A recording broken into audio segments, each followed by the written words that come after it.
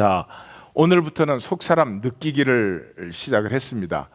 속사람에 대해서 이제 설명은 아직은 할 게 많은데 앞으로 차차 할 것이고, 이번 마지막 한 주간은 우리 속사람 느끼기를 좀 해보자, 이제 그렇게 제가 하나님 앞에 기도하고 준비를 했습니다. 하나님이 우리에게 이제 도전을 하시는 거죠. 예. 이 세상에 보내고 세상에 사로잡히고 세상 안에 살 거면 하나님 뭘 계시를 하고 오시고 죽으시고 그럴 필요가 없죠.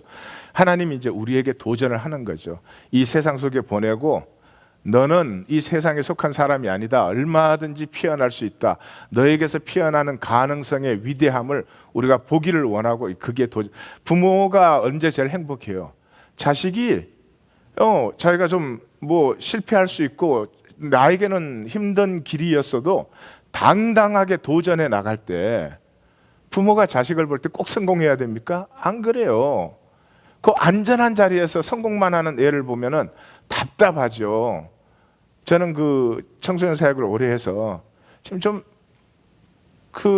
일어나 걸으려고 하는, 불가능한 것에 인생은 어차피 실패해요. 끝나면 어떻게 살았어도 실패해요. 예, 그러려면 좀 큰 것에 실패합시다. 우리 무슨 말인지 아시죠? 좀 큰 것에 실패합시다. 어차피 육으로 산 삶은 다 허무하게 떠내려가는 것이에요. 놓고 사는 것이. 어제 그 CNN에서 스티브 잡스 특집을 했습니다. 보신 분들이 있는지 모르지만 이 세상에서 가장 불쌍한 사람, 20세기에 가장 신화적인 성공을 한 사람인데 가장 불쌍한 사람, 마지막에 가서야 그걸 깨달아요. 생명과 삶을 전에 몰랐던 사람. 그래서 마지막에 스티브 잡스가 애플의 그 사람들이, 직원들이 자기는 자기의 가족인 걸로 알고 이랬어요. 죽을 때 돼서 알았어요. 이 사람들은 결코 내 가족이 아니었다는 것을. 또 자기는 가족이 뭔지도 모르고 가족을 어떻게 대접하는지도 모르는 사람이라는 것을. 하나님은 우리에게 도전을 하신데 하나님 수준의 도전을 하십니다. 그게 뭡니까? 교회됨입니다. 우리 인간, 육으로 이 세상에 사는 인간에게 가장 불가능한 것이 교회가 되는 것입니다. 우리 성경에는 이런 구원은 없습니다. 내가 뭘 어떻게 해서, 그게 예수를 믿는 거든지 자수를 믿는 거든지, 내가 뭘 어떻게 해서 내가 뭘 어떻게 했기 때문에 그기에 대한 반대급부로 하나님의 어떤 것을 얻어내는 구원은 성경에는 존재하지 않습니다. 구원은 하나님의 지체가 되는 것입니다. 하나님에게 연결이 되는 것입니다. 이 하나님과 연결된 사람들 안에서만 내가 나로 피어나는 것입니다. 그것이 성경의 구원이고 그것이 하나님이 우리에게 도전하시는 것입니다. 이렇게 사람 모아놓고 조직하고 건물 하나 지어서 이게 교회다, 그렇게 교회 되면은 얼마나 좋겠습니까마는, 잘 아시다시피 그 교회가 이 역사 속에 어떤 모습으로 있으며 과연 이 역사를 새롭게 하는지 못하는지는 우리 모두가 잘 압니다. 자, 하나님의 길을 한번 먼저 보죠. 신명기 15장 4절 5절, 이게 이제 구약의 핵심 부분입니다. 여기에 너희가 내 말을 듣고 행하면 반드시 복을 받으리라. 그리고 너희 중에 가난한 자가 없다, 이렇게 말을 합니다. 역사에 가난한 자가 없었던 시절은 없습니다. 그런 나라도 없습니다. 근데 너희가 내 말을 듣고 행하면 반드시 복을 받는데, 그 복은 너희 중에 가난한 자가 없는 복, 이게 복으로 느껴지십니까? 우리 중에 정죄받는 자가 없는 복, 우리 중에 누구도 차별받지 않는 복, 복으로 느껴지십니까? 느껴지시길 바라요. 이게 복으로 느껴지면은 우리가 피어나는 것입니다. 그런데 다른 사람 좀 잘못되더라도 내 자식, 내 식구, 내 일은 잘 돼야 된다. 그건 아직 복을 모르는 거예요. 예, 마음이 아직은 허전해서 뭔가가 필요한 상태죠. 그러면서 그 뒤에 이제 계속 나오는 것이 이렇게 나와요. 반드시 내 손을 그에게 펴서 그에게 필요한 것을 넉넉히 구워주라. 그 7절이 가난한 자에게, 가난한 사람에게 반드시 내 손을 펴서 넉넉히 구워주어라.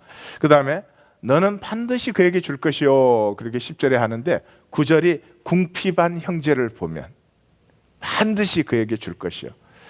11절 너는 반드시 내 땅 안에서 내 형제 중 곤란한 자와 궁핍한 자에게 내 손을 펼치니라. 절대로 움켜쥐지 말아라, 그렇게 말을 하십니다.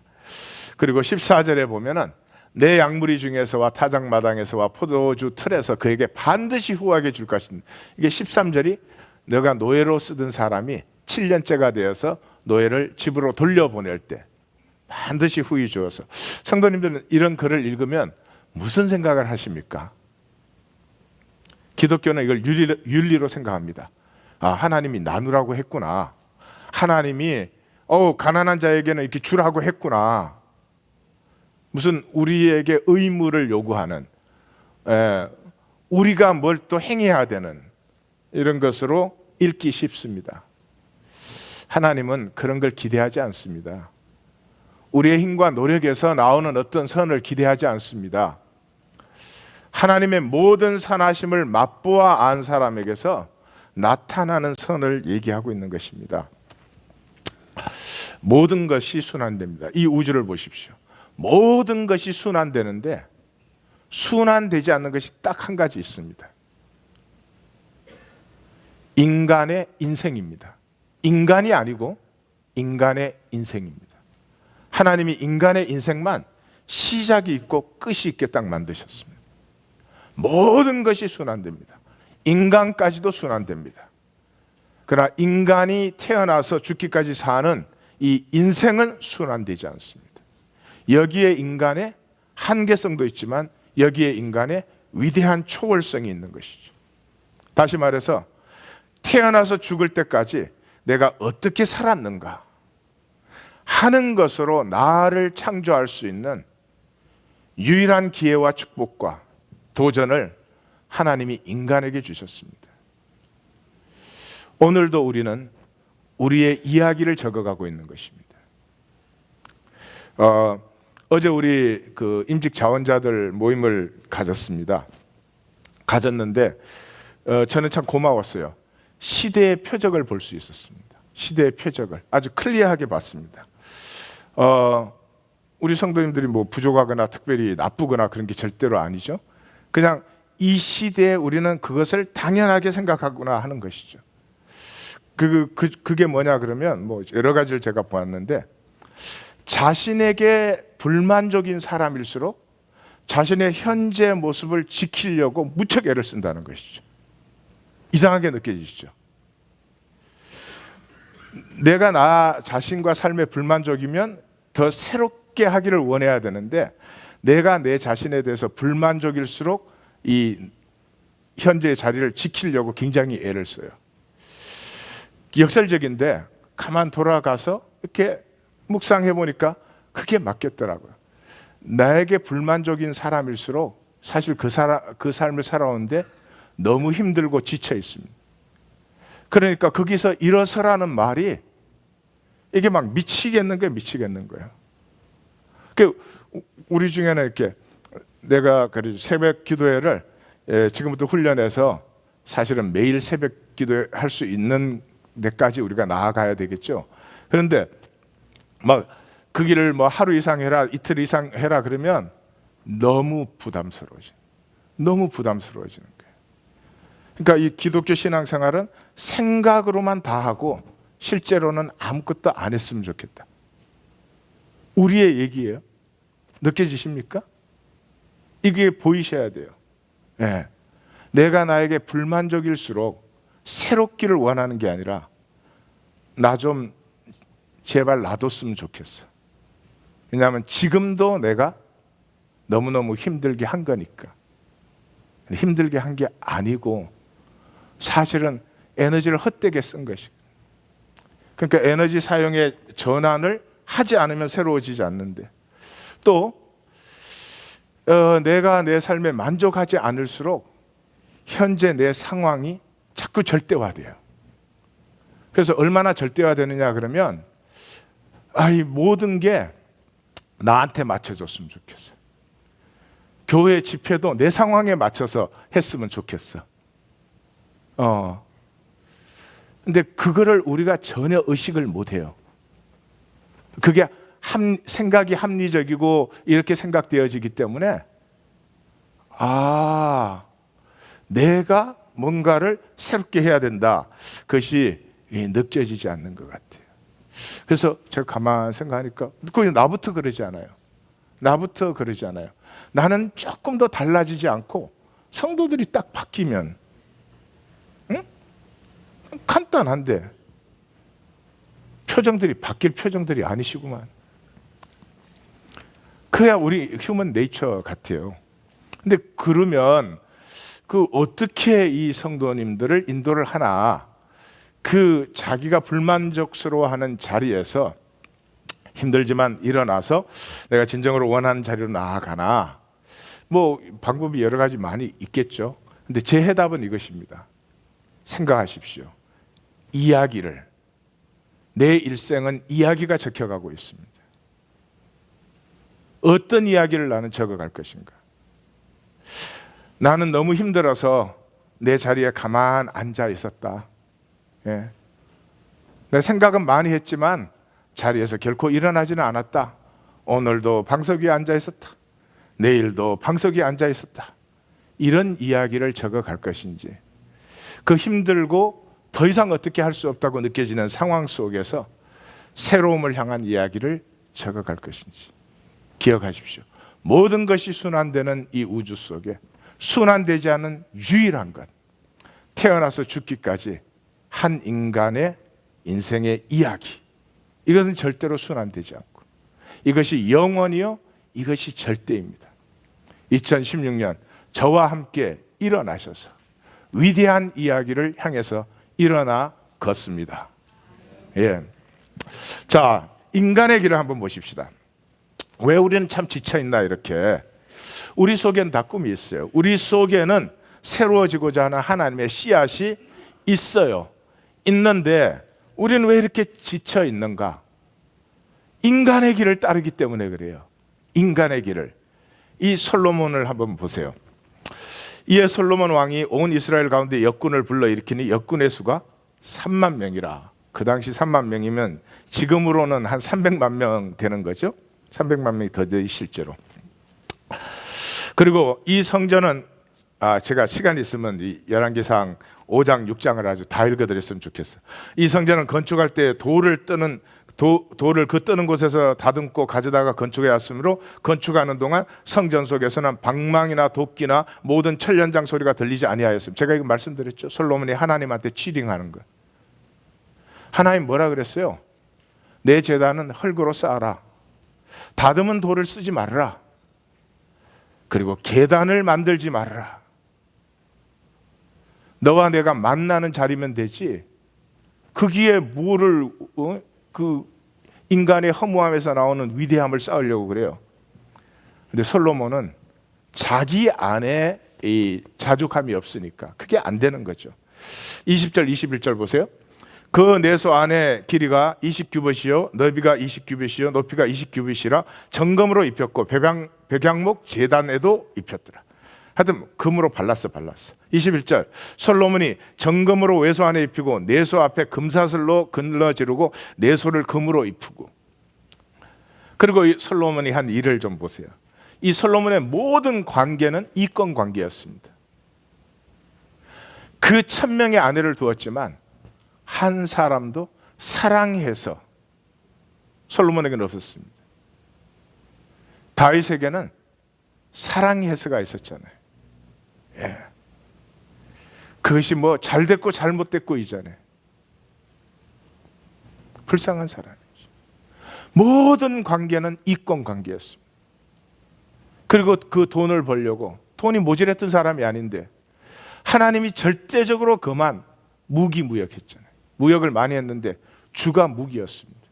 남쪽 무기 사가지고 북쪽으로 팔고 북쪽 무기 사가지고 남쪽으로 팔고.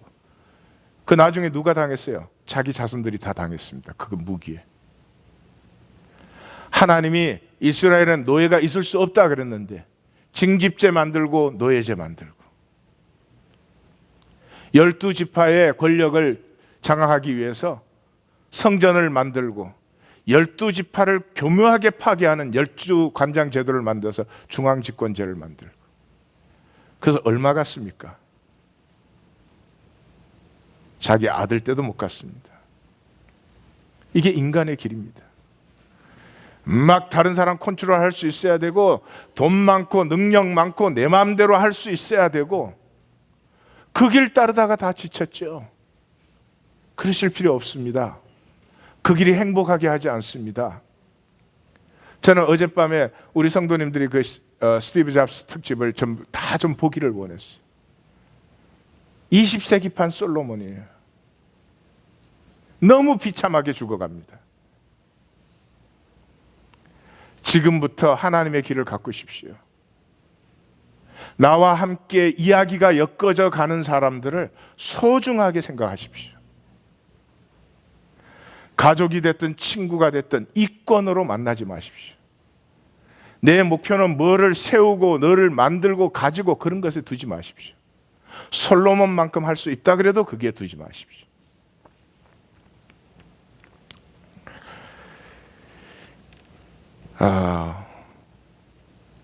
오이디푸스 얘기에 그 아시죠? 오이디푸스가 이제 테베로 들어오는데 스핑크스가 이제 그 언덕에서 딱 기다리고 있다가 질문을 딱 던져서 대답을 못하면 잡아먹고 이제 그래갖고 다 잡아먹이는데 오디푸스가 딱 왔는데 스핑크스가 묻죠. 어릴 때는 다리가 4개, 커서는 다리가 2개, 나중엔 다리가 3개가 되는 동물이 뭐냐? 그러니까 우린 다 알죠, 그죠? 네. 그래서 오디푸스가 스핑크스를 보면서 인간 그랬더니 스핑크스가 떨어져 죽었대요. 스핑크스를 죽이고 테베에 들어간 오디푸스가 어떻게 됐어요? 자기 엄마와 결혼했죠. 엄마와 결혼해서 4자녀를 낳았습니다. 4자녀를 낳고 보니까 이 4자녀는 손자녀도 되고 형제 자매도 되고 자기 자녀도 되고 이게 무슨 말이죠? 아이덴티티가 없어져 버린. 왜요? 오디푸스가 무엇이냐라고 물었을 때는 답할 수 있었어요. 인간이라고. 근데 너는 누구냐 하는 질문에는 몰랐습니다. 우리는 다 내가 무엇이 되느냐에는 엄청난 관심이 많은 것 같아요. 그런데 당신은 누구십니까? 그러면 모르는 것 같아요. 여러분, 내가 누구인지를 모르는 구원이라는 게 있을 수 있겠습니까? 이 시대에 기독교적 신앙을 조심하셔야 됩니다.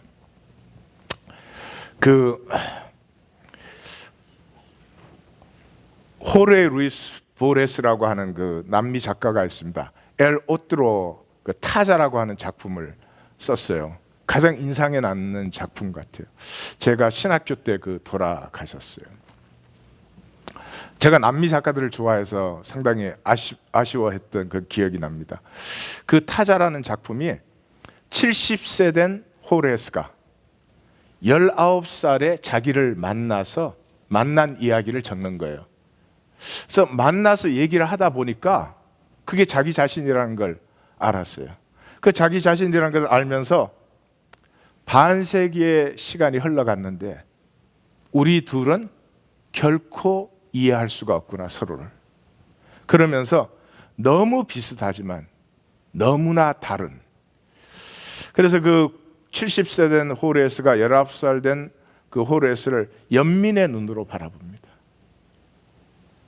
이 사람은 2차 대전을 지날 것이고 혁명을 지날 것이고 군사 독재를 지날 것이고 그 삶의 어려운 도전들 속에서 그 자기의 이야기를 펼쳐나가야 되는 그 참혹한 세월들이 앞에 놓여 있는 그 19살의 자기 자신을 보면서 무한한 연민의 정을 갖습니다. 그런데 소설 마지막에 이렇게 끝납니다. 아마도 지금의 나는 저 청년이었던 내가 꿈꾸는 미래를 적어온 이야기겠지. 지금 이 사람은 이제 20세기의 뭐 신화적인 소설가, 시인, 비평가, 거장이라고 그러죠. 20세기 거장. 그래서 아마도 지금의 나는 저 청년이었던 내가 꿈꾸는 미래를 적어온 이야기겠지. Don't say your story has ended. 저는 힘들어요. 여기에서 더 이상 내 얘기를 적어가고 싶지 않아요. Don't say that to me. 이야기의 특징이 아픔이 없으면 이야기가 안 돼요. 그런 얘기 들어보신 적 있죠? 미팅에 사람 만났는데 자기 성공한 얘기만 은근히 계속하는 사람. 재미있어요? 일단 재미없어. 내가 성공해야 재미있지. 남이 성공한 거 재미없어. 근데 처음 만난 사람인데도요, 그 얘기 속에서 그 사람의 아픔이 묻어 나올 때 우리는 금방 그 얘기에 연결이 되기 시작합니다. 아름다운 이야기일수록 아픔과 아픔이 얽혀간 이야기들이죠. 인생은 아프고 힘듭니다. 편하려고 하지 마십시오. 편하려고 하시면 예수 믿지 마십시오. 예수님은 십자가를 지셨고 십자가를 지고 나를 따르라고 했습니다. 편하시려고 하면 여기는 잘못 와 있는 데입니다. 그러나 이 아플 수밖에 없는 인생을 가지고 그 아픔을 통해서 향기로운 이야기, 초월적인 이야기를 펼쳐내실 분은 저와 함께 하시며 예수 안에서 함께 가십시다. 우리 모두는 너무 힘들어서 내 이야기는 여기 끝났어. 이젠 그냥 편안했으면 좋겠어 그럽니다. 아닙니다. 지금부터 진짜 이야기를 적어 갈 것입니다. 우린 지쳐 있습니다. 이 금딱지로 발라대는 인간의 길을 우리의 길로 알고 있기 때문에 하나님의 길은 어떤 길일까요? 예레미야서 1장 1절에 다 같이 읽겠습니다. 베냐민 땅 아나돗의 제사장들 hil기야의 아들 예레미야의 말이라. 이게 어마어마한 얘기입니다. 놀라운 얘기예요. 열왕기상 2장에 가시면 솔로몬이 왕이 되고 제일 먼저 한 일이 아도니아를 죽이고 정권을 딱 장악하자마자, 사실 왕된 것도 아니죠, 정권을 장악하자마자 제일 먼저 한 일이 아비아달을 숙청하는 것이었습니다. 자기 아버지와 그 광야 생활에 함께 해온 이 아비아달 제사장을 숙청하는 것이었습니다. 왜? 자기 말을 안 들으니까. 이 사람 다윗과 함께 광야의 고난을 거친 사람입니다. 성전 제1호 하나님을 아는 사람이 아니고 삶의 하나님을 알고 있는 사람입니다. 너무 부담스럽습니다. 그래서 이 사람을 숙청하고 사독이라고 하는 성전 제2제사장을 대제사장에 세웁니다. 이 사독에서 사두개라는 사두개파가 나오는 것이죠. 그 아비아달을 쫓아냈습니다. 하나님의 말씀을 가려버리기 위해서. 그렇게 사는 것은 내게 마음에 안 들기 때문에. 그렇게 아비아달을 숙청해서 내 고향으로 돌아가라 그럽니다. 그러면서 너는 마땅히 죽을 자인데 내 아버지와 함께 고난을 겪은 그 세월 때문에 죽일 수는 없으니까 고향에 돌아가서 잠잠히 있어라 그렇게 말합니다. 그 아나돗은 베냐민 지파의 땅, 나오네. 베냐민 지파의 땅에 계곡을 건너두고 아나돗에서는 예루살렘을 마주 바라보고 있습니다. 고향으로 돌아간 아비아달과 아비아달의 이 후예들은 400년의 시간을 예루살렘을 지켜보고 있습니다. 하나님의 말씀을 쫓아낸 예루살렘을 지켜보고 있습니다. 처참하게 허물어져 가면서, 처참하게 속이 비어져 가면서 온갖 우상과 악행이 점점점 쌓여져 가는 예루살렘을 보고 있습니다. 드디어 시간이 이르렀을 때 이 아나돗에서 한 사람이 일어섭니다. 언제까지 일어섰다고요? 예루살렘이 멸망하고 사로잡혀가기까지. 인간에게 400년은 긴 시간으로 생각될지 모르지만 하나님 앞에는 잠깐의 시간입니다. 말씀을 배제시킨 그 예루살렘이 어떻게 되는 것을 400년을 지켜본 후에 무너지는 시간에 이제는 너희의 시간이 왔다 라고 하나님이 예레미야를 통해서 선포하시는 거죠. 지혜는 우리 중심의 진실을 피우는 것입니다. 바깥에 금딱지 붙인 높은 계단을 쌓은 성전을 쌓는 게 아니고요, 우리 중심의 진실이 있습니다. 어떤 사람, 어떤 조건 상관없습니다. 하나님이 창조한 모든 사람 속에서는 이 중심의 진실이 있습니다. 그것을 피우는 사람은 생수의 강이 솟아나게 돼, 에너지가 계속 공급됩니다. 바깥에 허망한 것을 쫓는 사람들은 에너지가 고갈되어서 더 이상 할 일이 없습니다. 할 수가 없습니다. 잘 생각해 보십시오. 우리의 인생을 전면적으로 재조정해야 될 시간이 아닌지, 현재 내 삶을 그대로 지키면서 내가 하나님을 따라야 되고 섬겨야 된다고 하면 절대 불가능하게 느껴질 것입니다. Don't do it then. 하나님은 우리에게 구걸하지 않으십니다. 베깅하지 않으십니다. 전면적인 제 개편이 있어야 되는 것이죠. 시편 기자는 139편에서 이렇게 말을 합니다. 같이 읽어볼까요?